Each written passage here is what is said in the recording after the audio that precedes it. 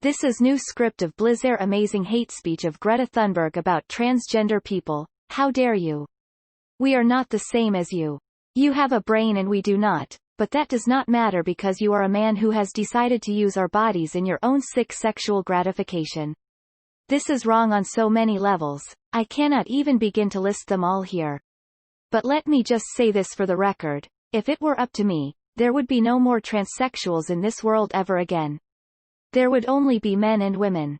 If you think that sounds harsh, then you should see what happens when I try to enforce such a thing.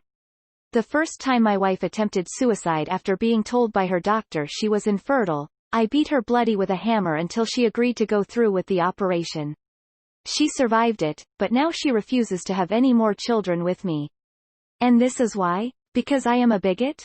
No, because I believe that a woman's place is in the home and raising children. That is why I refuse to allow transsexuals into the family unit. So you're saying that you don't want anyone else to have kids? Well, okay then, but how exactly do you plan on doing this? You haven't said anything yet. Oh come on Thunberg, it will be easy. I will tell everyone to only have kids, but if they happen to not have any children then that's fine too. If people want to adopt or whatever then I guess that's fine too. I'm not a monster. But I just don't want my country being flooded with endless numbers of these transhumanist types.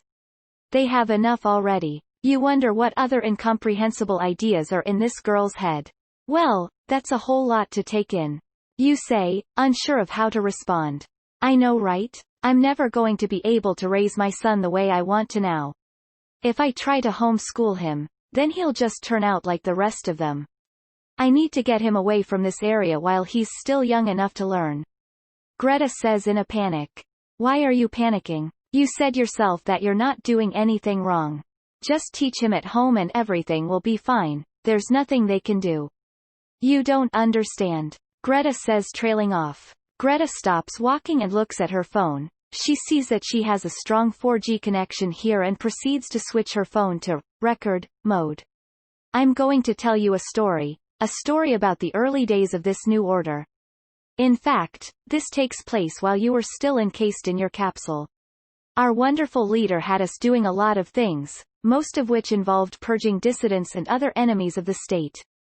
But one day something happened that was beyond our wildest imagination.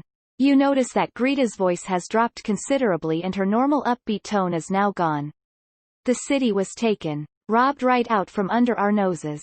Greta's face shows an expression of horror. It's obvious that she has tried many times to forget the events that are about to come. We were taken to the arena and forced to fight for our lives. It was horrible. They took my friends, one by one. And they died. But not before the decadents got their money's worth out of them. You try to picture what this would have looked like but you can't. The very idea of it terrifies you. I was the last one. But I didn't go down without a fight. I won that day. How did you manage to escape? Escape? Nobody escaped. After the fight they took us to the medical bay and purged us of our diseases. You mean they sterilized you?